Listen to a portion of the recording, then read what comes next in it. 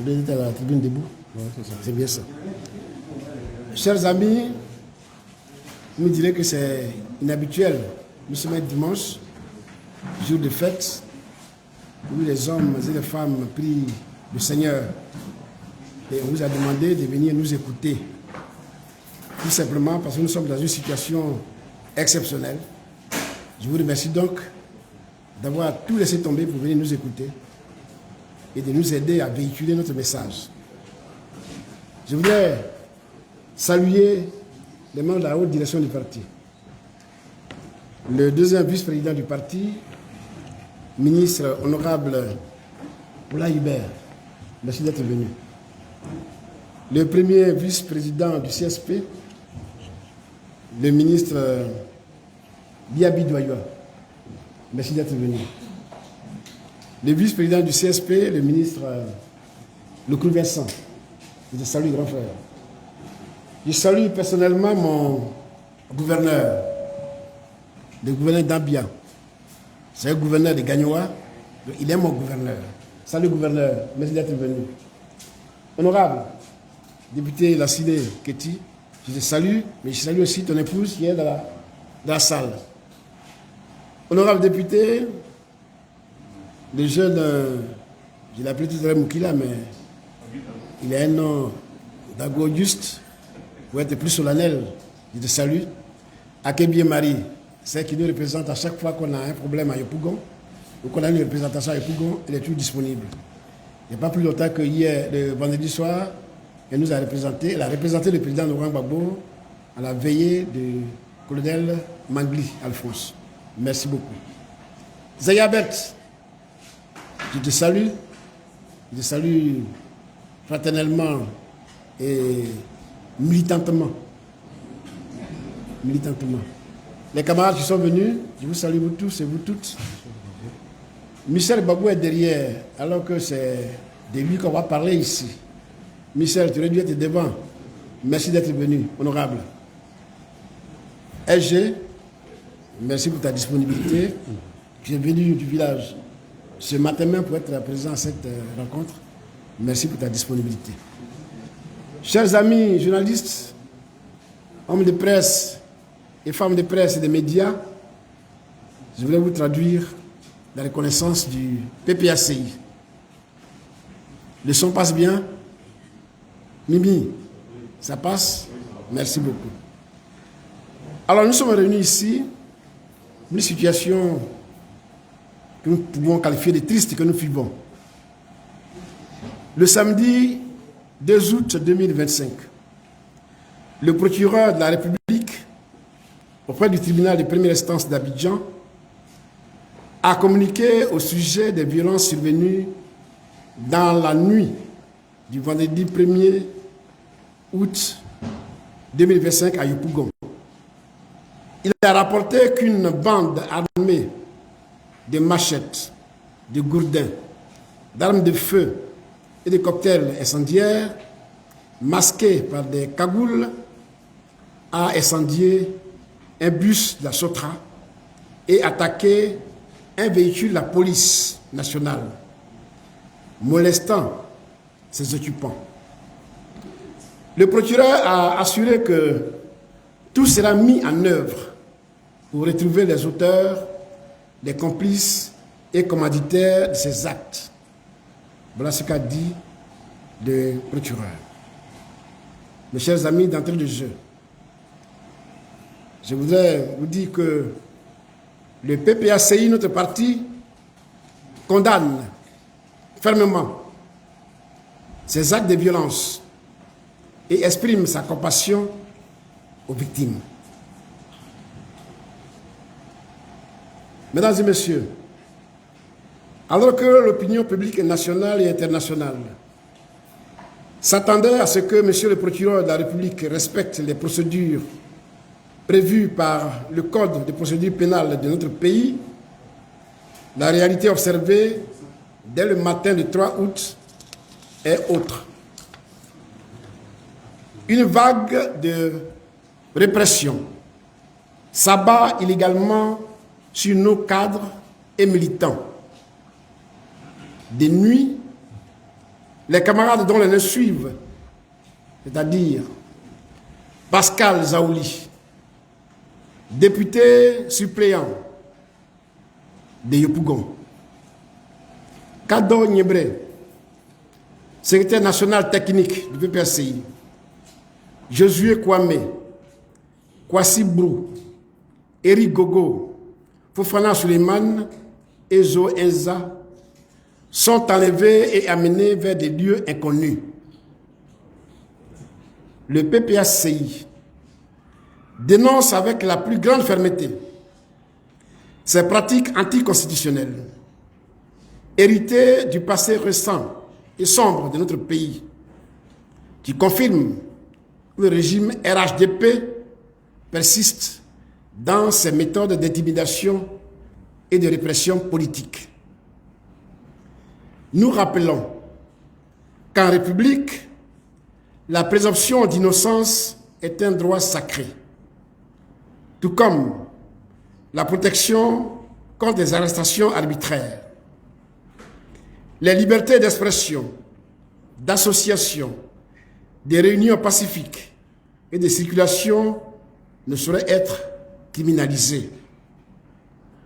Les autorités sont tenues de notifier immédiatement les motifs d'arrestation, de présenter les personnes arrêtées devant un magistrat dans les délais légaux, de garantir leur accès à un avocat, ainsi que d'informer et d'accorder l'accès aux familles et au personnel médical.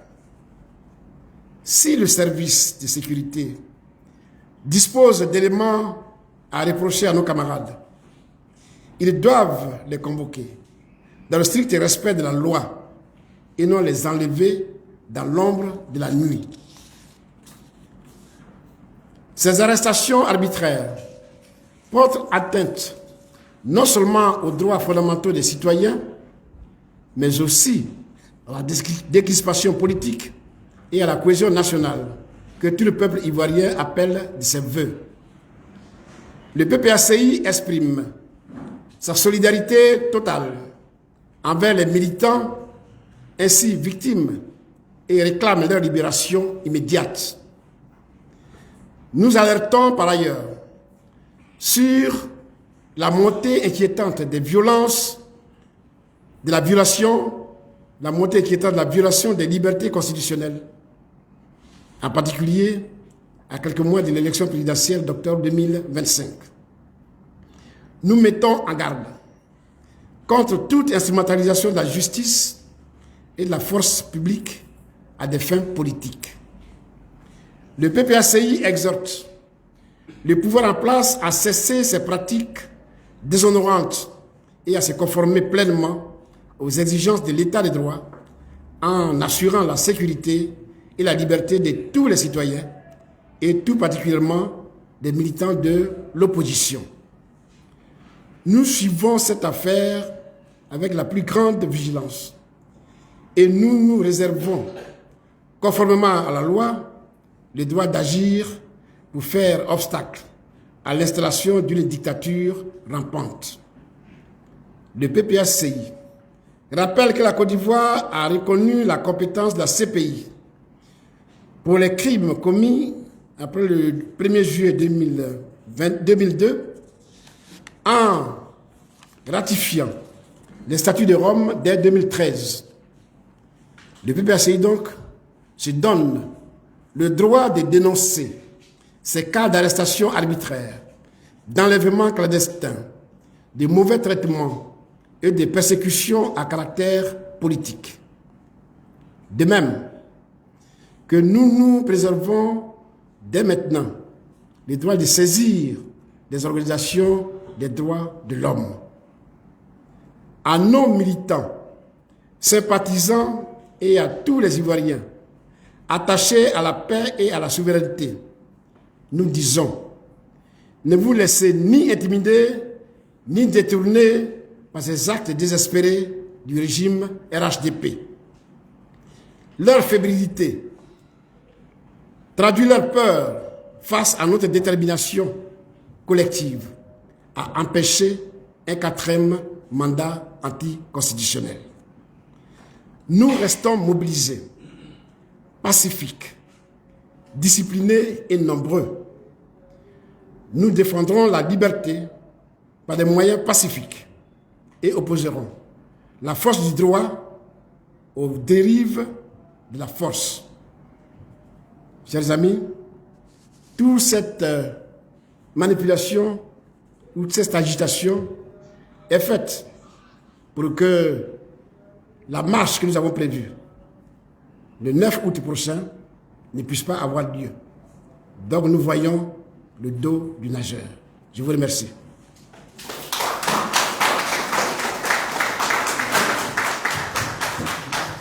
Merci Président pour cette déclaration forte, claire, qui éclaire l'opinion nationale et internationale sur la gravité de la situation que nous vivons actuellement en Côte d'Ivoire. Nous allons procéder maintenant à la série de questions-réponses. Nous allons demander aux journalistes, pour ceux qui veulent poser des questions, de décliner leur identité et de présenter leur organe.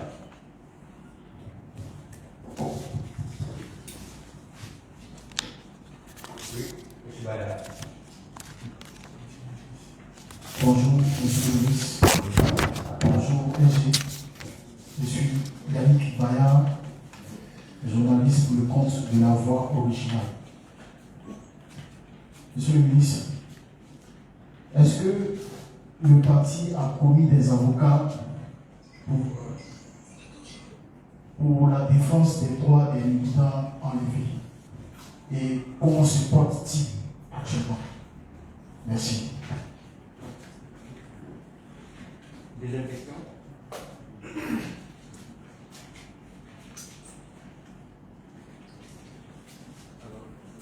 Bonsoir. Bonsoir, Monsieur le Président. Je suis Jean-Léon Petit de Radio de la Paix.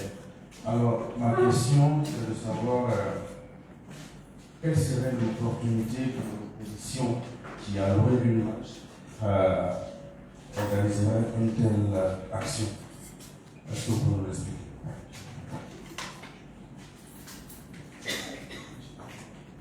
Une question. Merci. Je vais parler le nouveau relais.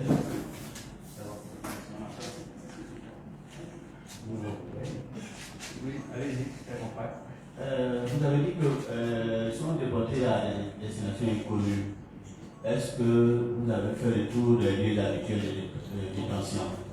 Merci. Une autre question? C'est bon? Ok. C'est bon? Merci beaucoup les amis. À la question de Yannick, de La Voix originale, oui, nous avons une équipe d'avocats, parce que ce n'est pas la première fois que nous sommes interpellés de cette façon.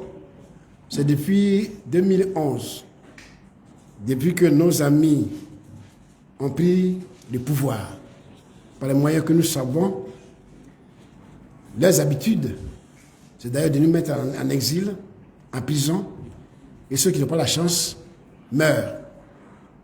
Donc nous sommes un peu habitués à cela parce que c'est leur méthode.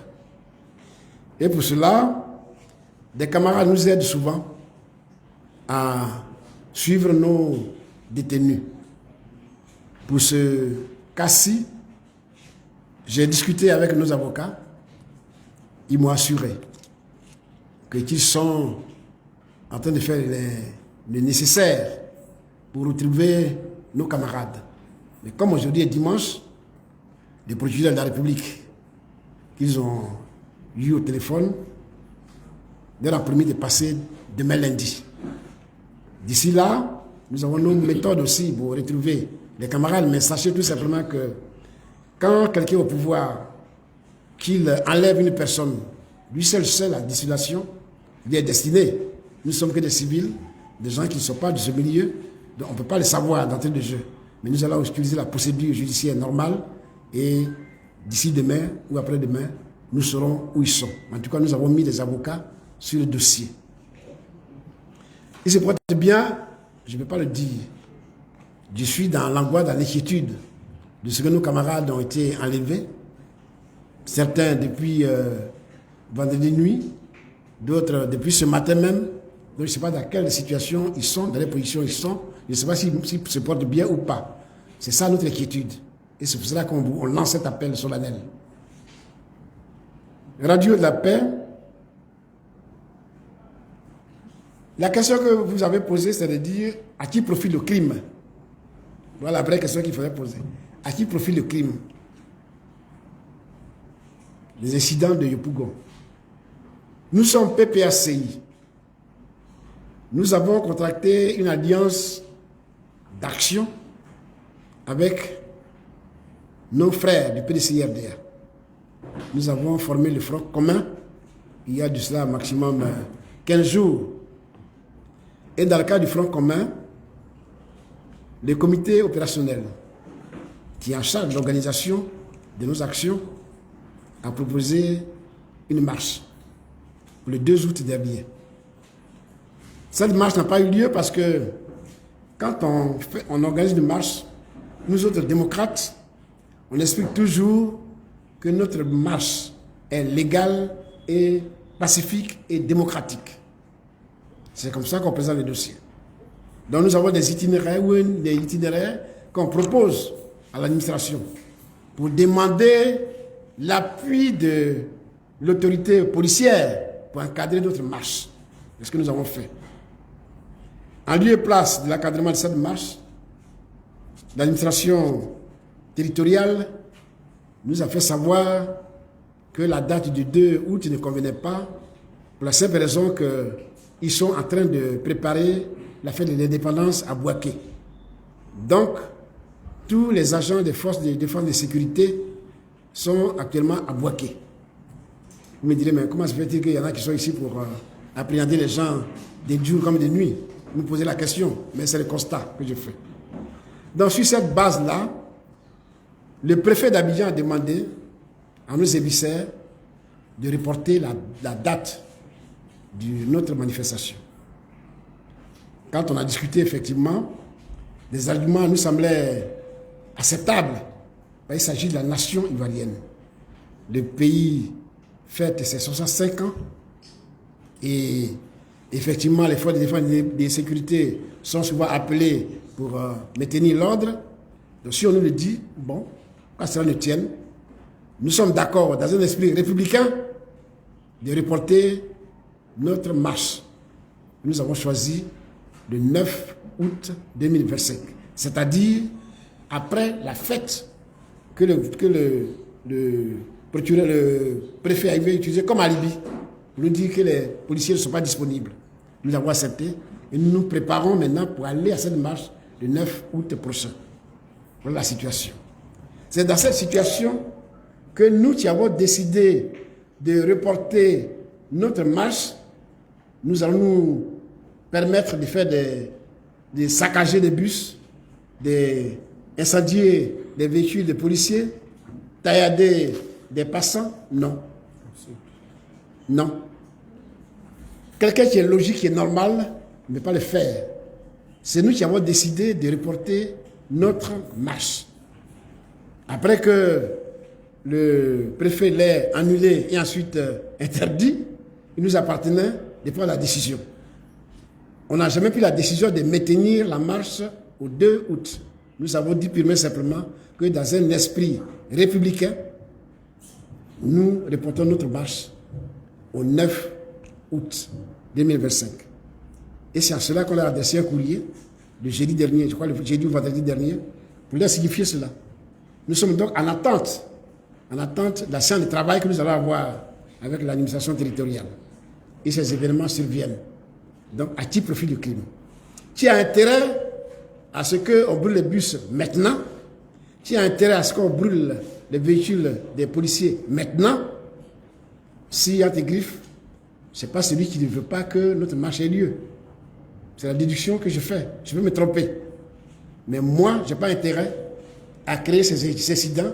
Moi qui, au contraire, attends d'organiser une marche pacifique le 9 août 2025. Voilà, camarades, ce que je peux dire sur votre question. Nouveau Réveil dit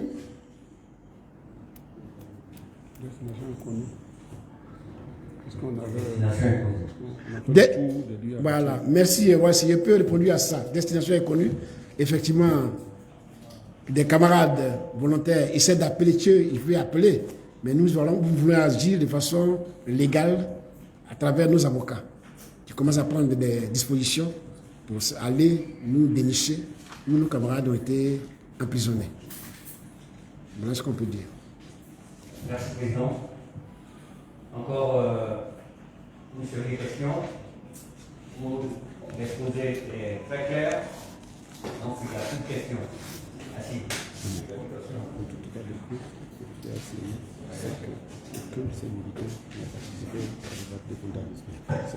Bonsoir, Président. Eddie journal L'Inter. Vu les incidents de Yopougon et la vague d'arrestation qui touche les cas du PPACI, est-ce que désormais vous pensez que la préfecture de police d'Abidjan pourra vous donner l'autorisation de faire la marche du 9 août? Et si, pour la marche du 9 août, on vous refuse à nouveau l'autorisation à cause de ces nouveaux éléments, comment allez-vous réagir? Une question.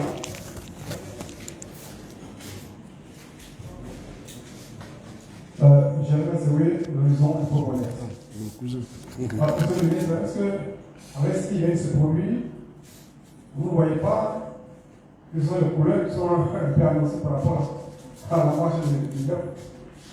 Est-ce que vous ne voyez pas que ce qui va se produire demain, le 9, qui est en train de s'annoncer déjà? Alors, quelles précautions à prendre? Merci.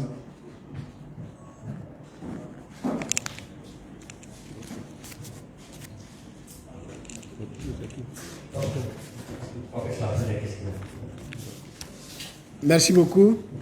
Deux questions, hein, c'est bien ça que j'ai noté. Alors, Inter, 9 août, menacé.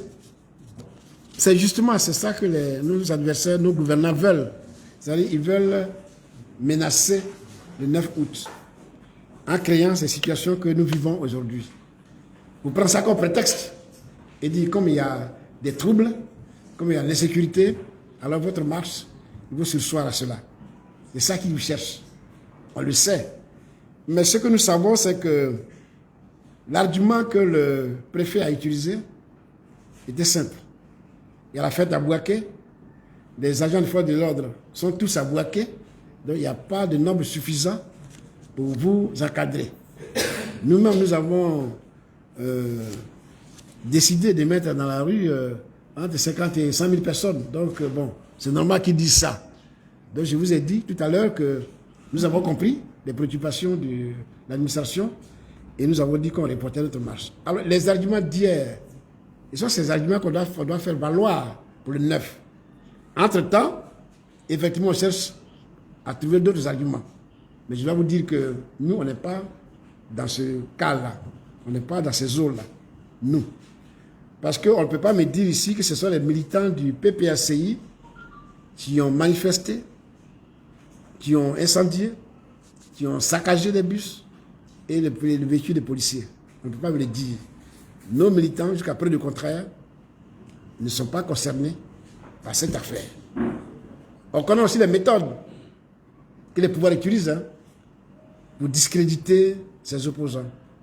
C'est fait depuis longtemps qu'on nous applique ces méthodes-là et ça continue. Et c'est pour ça que nous avons appelé ça des méthodes d'un outrage.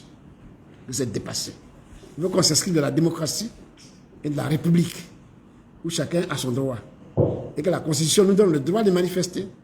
Or, dans les manifestations, il y a plusieurs ordres. Des sittings, des meetings, des marches, tout ce que vous voulez. Prouver qu'on respecte la loi de la République. Respecter la loi de la République, c'est informer l'administration que je vais marcher d'un point A à un point B. Et sur ce parcours-là, je demande au pouvoir, à l'administration, de venir m'aider à canaliser les marcheurs. C'est ce qu'on a fait. C'est ce que la loi dit. C'est ce qu'on a fait. La loi ne demande même pas de demander l'autorisation. La loi dit d'informer. Et à ce titre, nous avons informé aussi bien l'administration, le ministère de la Défense, le ministère de l'Intérieur, le préfet de police, tout ce qu'on fait d'habitude. nous avons informé les maires des communes où la marche passe, notamment Marcory et Tâcheville. Nous avons fait notre part, nous avons fait notre devoir, le devoir républicain. Ça a été fait. Maintenant, s'ils veulent nous créer d'autres situations pour prendre cela comme prétexte et interdire notre marche, je ne suis pas encore là. Je me dis que nos émissaires ont eu des discussions avec le préfet. Le préfet a donné ses préoccupations et on s'est mis d'accord pour dire qu'on n'organisait pas notre manifestation le 2 et que nous, on réserve la date du 9, c'est-à-dire après la fête de l'indépendance, pour être républicain. Donc, bon, pour l'instant, je considère que la date est là et nous nous préparons pour ça. D'ailleurs, même les camarades sont en tournée de mobilisation. Et c'est pour ça que j'ai demandé à nos camarades de ne point se laisser intimider ni détourner de l'objectif principal, qui est d'aller à la marche du 9 août 2025.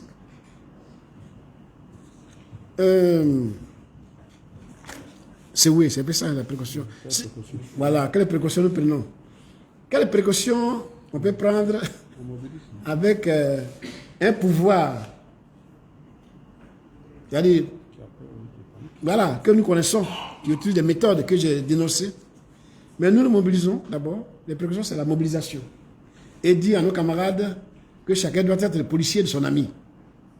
La sécurité, on pouvait même dire que nous-mêmes, nous pouvons assurer notre sécurité. Mais comme nous sommes dans un État, nous estimons que l'État a ce rôle-là. C'est son rôle de garantir ou d'encadrer les marches. Donc là, l'État sera là avec les policiers. Nous aussi, nous serons là avec notre service d'ordre. Et puis bon, on espère que tout passera bien. Mais je veux dire que nous, PPACI, nous n'avons pas l'habitude de mentir ce que nous avons à faire et ce que nous faisons. Nous disons que nous allons organiser une marche pacifique. Laissez-nous organiser notre marche pacifique. On sera responsable de notre marche pacifique. Évidemment, les gens ne voudraient pas que ce soit pacifique. Mais ça, c'est un peu leur problème. Hein? Nous ferons tout pour que notre marche soit pacifique. Si on veut organiser une marche non pacifique, on l'aurait dit. Tout ce que nous faisons, nous le disons. Et ce que nous disons, nous le faisons. On n'a jamais dit qu'on partait à une marche pour casser les maisons des gens, les véhicules des gens, pour blesser les citoyens. On n'a jamais dit ça. Nous avons dit que nous partons à une marche démocratique, constitutionnelle, pacifique, pour revendiquer des préoccupations majeures, dont l'organisation transparente des élections, inclusive, crédible, dans le 4e mandat dont nous ne voulons pas. C'est tout ça qu'il faut parler. Alors si c'est ça qui les gêne, bon, la démocratie, on a le droit de parler. Hein. Donc, notre rôle, c'est de parler et nous voulons marcher pour l'exprimer le 9 août prochain. Voilà les précautions que nous prenons. Marche pacifique. Les militants viendront de façon pacifique. Et aucun militant ne sera armé de quoi que ce soit. Ils n'auront que leurs mains vides pour venir manifester. Si quelqu'un veut nous créer des problèmes, c'est lui qui aura créé les problèmes. Mais nous prendrons les dispositions pour que notre marche soit pacifique, comme nous l'avons indiqué. Voilà. On va finir avec les questions. Donc, on va redonner la parole. Votre mot de la fin. Oui, merci. Le mot de fin, il est simple. C'est-à-dire, quand on voit toutes ces agitations, et je l'ai dit dans mon propos liminaire, l'impression que nous avons, c'est que nos frères d'en face ont peur de perdre le pouvoir. Qui se rassure? Nous sommes des Ivoiriens et nous avons déjà fait nos preuves. Ce pays, on l'a géré de 2000 à 2011, pour ne pas dire 2010. Malgré les vicissitudes que nous avons connues, on s'est toujours comporté en homme élégant, en démocrate. Ceux qui étaient contre nous hier ont participé à notre gestion. Ils ont même eu les bienfaits de notre gestion. Donc nous sommes dans cette dynamique. Gérer un pays, c'est gérer tous les contraires. C'est gérer tous les contraires. On ne dit pas qu'un tel, comme il n'est pas avec moi, je l'exclus. Un tel, comme il est avec moi, je le prends. Non. Un pays se gère en prenant en compte toute sa diversité. Donc, comme le camarade d'hier se rassure, si nous arrivons au pouvoir, c'est des Ivoiriens, on va gérer le pays aussi bien pour nous que pour eux. On va gérer le pays de façon démocratique, de façon harmonieuse, de façon fraternelle et de façon prospère. Qu'ils se rassurent. Camarades, nous vous appelons encore à la vigilance, à la mobilisation. C'est une bataille politique que nous avons engagée. Elle est démocratique, elle est pacifique, mais ceux qui sont en face ne sont pas comme nous. Vous pouvez croire automatiquement. Ils ont aussi leurs idées, j'allais dire, contraires. Et ils feront tout pour nous empêcher d'avancer. Pour avancer, il faut que nous soyons rivés sur notre objectif. L'objectif, c'est quoi? C'est le président Laurent Gbagbo, candidat à l'élection présidentielle de 2025. C'est le président Laurent Gbagbo, élu président en octobre 2025. C'est la gestion pacifique, démocratique, fraternelle du pays. C'est à cela que nous allons nous atteler. Chers amis, je vous remercie.